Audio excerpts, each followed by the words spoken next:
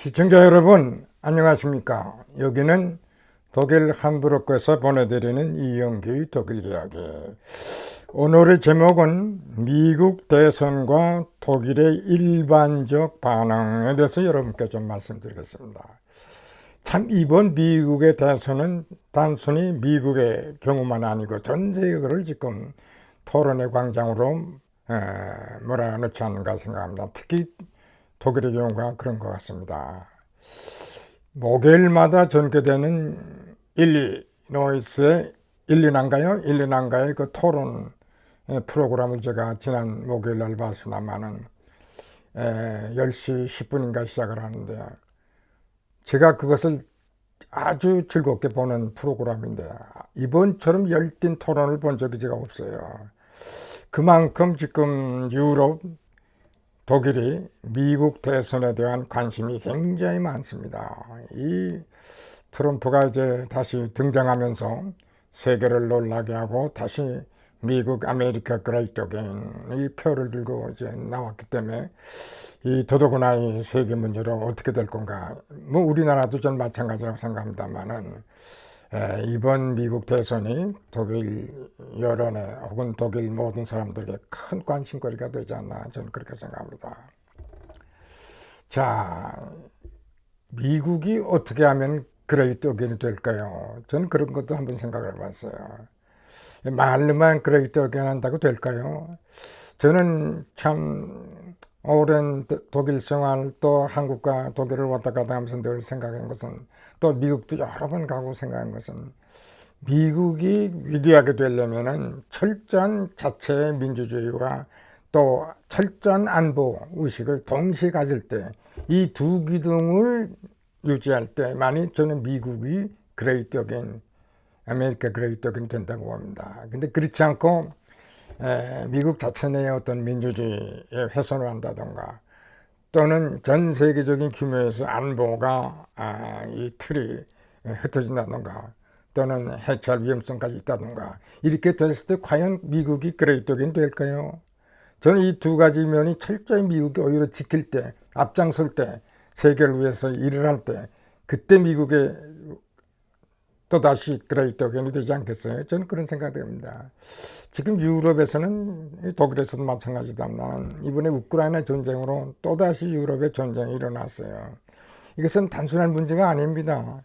이 군해주의국가 내지 독재국가들에 의한 그들의 그 땅 따먹기 세계 확장 정책 일환에서 이루어지는 그러한 사건이기 때문에 이 우크라이나 전쟁이 단순히 유럽에 국한되는 것만이 아니잖아요. 전 세계에 국한되잖아요. 그 결과로 나타난 것이 이번에 스웨덴, 핀란드가 다 나토 회원국이 됐어요. 그동안 나토는 1949년 설립 이후 성공한 케이스라고 봅니다. 이것이 독일의 통일을 일으켰죠. 세계 평화를 일으켰죠. 또 앞으로도 나토의 강화가 재정비가 오히려 세계 평화 질서 유지에 저는 확고한 중요한 역할을 좀 한다고 봅니다. 자, 이런 차원에서 볼 때 아무리 미국 대선이 격화되고 앞으로의 문제가 크게 전개되더라도 미국의 입장에서 볼 때는 미국의 공화당이든 민주당이든 어떤 당이 의해서 대통령이 선출이 되든 이 두 가지면 세계의 민주화 그리고 세계의 안보와 평화를 위한 세계 안보화 이것은 도저히 우리 자유세계 두 기둥을 위험하게 빠진 일은 안 해야 된다고 합니다. 이것이 될 때 미국의 경제적 이익도 볼 수 있는 거고 더 나아가서는 미국이 앞으로도 자유세계로 이끌고 이 전체 세계를 하나의 보다 나은 세계로 이끌 수 있지 않겠나 그런 생각을 저는 해봅니다. 이 독일은 굉장히 그 토론을 좋아하는 나라로서 이번에 대선을 보면서 미국 독일에 있는 여러 신문이라든가 라디오라든가 TV라든가 지금 일제히 미국의 그 선거에 대한 관심을 많이 표명하고 있어요. 과연 누가 될까? 공화당이 되는 것이 유리할까? 또는 민주당이 되는 것이 유리할까? 그런 걱정을 많이 하고 이랬을 때 누가 됐을 때 유럽은 어떻게 우리가 준비해야 될 건가? 어떤 안보 체제를 다시 하는 지금 유럽에서는 특히 독일에서도 이 의무제를 실시할 수 있는 그런 여론이 많이 나오고 앞으로 유럽도 또 독일도 이제는 스스로 안보를 제대로 확립할 때가 되지 않았는가. 만일의 경우를 생각해서 지금 어떤 의미에서는 참 나토가 위협을 받지 않겠나 하는 그 생각이 들더라고요. 또 우리 그 국동아시아 이 문제에 대해서 안보가 조금 어떻게 될지 불안한 감도 우리 갖지 않을 수 없는 그런 상황 아닙니까? 자, 이래서 어떻게 세계가 평화적이 될까요?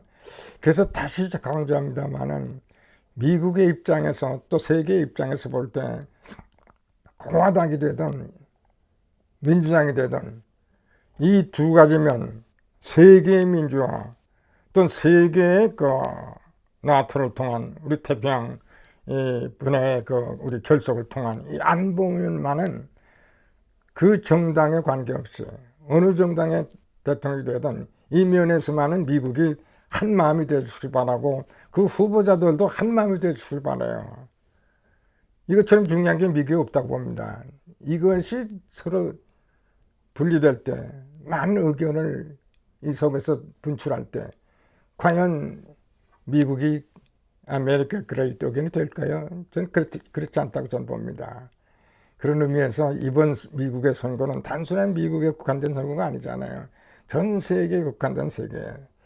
저는 독일의 이런 열띤 앞으로의 토론을 많이 보하겠습니다만은 유럽은 유럽 자체대로도 안보에 관한 의식을 가져야 된다고 보고 또 독일도 그동안 평화 속에서 통일이 되어 있습니다만 앞으로 경우는 어떤 일이 일어날지 모르기 때문에 특히 가장 인구를 많이 가진 독일, 가장 경제적으로 정치적으로 강한 독일이 무엇보다도 유럽의 중심이 돼가지고 확고한 안보의식을 가져야 되지 않겠나 하는 그런 생각을 듭니다. 나토가 없어져도 설사 없어져도 유럽 사람들이 하나가 돼서 또 독일 사람들이 하나가 돼서 유럽을 지킨다는 그런 생각도 해야 된다고 생각합니다. 그러나 그래도 가장 좋은 것은 우리 자유세계 결속입니다. 자유세계 목표가 뭡니까? 세계 민주화입니다. 세계 자유화입니다. 세계 정의화입니다. 이런 보다 큰 규모에서 트럼프 후보자가 생각을 해야지 그냥 자꾸 아메리카 그레이트 어게인 그게 참 제가 보기에도 좀 이렇게 듣기가 좀 거북한 말입니다. 우리가 다 공인한 것처럼 세계에서 가장 큰 역할을 하는 것이 미국 아닙니까? 근데 나답시 아메리카 그레이트 어게인 좀 그런 생각하는 것은 좀 비판을 받아야 된다고 생각합니다. 그리고 우리가 세계 평화를 도모하기 위해서는요, 제가 늘 옛날부터 주장했습니다만은 한 나라의 외국인 퍼센트가 전 10% 넘으면 안 된다고 봅니다. 이건 한 나라가 적든 크든 간에 관계없이 한 10% 정도의 외국인이 차지할 때 그 나라 내부의 혼란을 또는 분란을 막을 수 있다고 봅니다. 특히 지금 다른 종교, 다른 문화를 가진 이런 외국인들이 많이 섞일 때 그 나라의 분규가 안 일어날 수가 없어요. 이 헌팅턴 한마대 교수가 일어난 것처럼 과거에는 그냥 국가 간의 전쟁이었지만 앞으로는 문명의 전쟁일 것이다. 상이한 종교에 의한 상이한 문명이 충돌할 때 이것처럼 위험한 것, 저는 헌팅턴 교수의 말이 100% 맞는다고 봅니다. 그런 의미에서 나라가 적든 크든 그 나라가 어려움에 처하지 않든 외국인의 퍼센테이지는 10%로 돼요. 지금 독일도 20%로 향한다고 합니다. 이것이 앞으로 독일의 큰 문제를 야기한다고 합니다. 또 유럽 전체 큰 문제를 야기한다고 봅니다. 지금 유럽의 크리스천들, 유럽의 기독교가 세속화되고 있어요. 유럽의 핵심이 기독교 아닙니까? 근데 이것이 세속화돼, 이게 말이 됩니까? 유럽의 가장 큰 위험은 유럽에서의 기독교의 세속화가 아닌가, 저는 그렇게 봅니다. 우리 세계, 점점 좁아지는 세계, 뭔가를 우리가 기본적인 원칙을 잣대로 해서 세계 평화, 세계 정의를 실어야 되지 않겠습니까? 그것이 뭡니까? 민주주의와 안보입니다. 민주주의를 어떻게 장려시키고 또 이 나라를 안보를 통해서 어떻게 평화를 유지하냐. 이런 면에서 peaceful change, 자연히 그 평화적인 변화가 일어나는 가운데서 세계가 하나가 되는 그런 목표를 갖고 우리가 생활해야 되지 않겠습니까? 그래서 미국 이번 대선 공화당이든 민주당이든 호소하고 싶은 것은 기본적인 두 원칙. 이것이 뭡니까?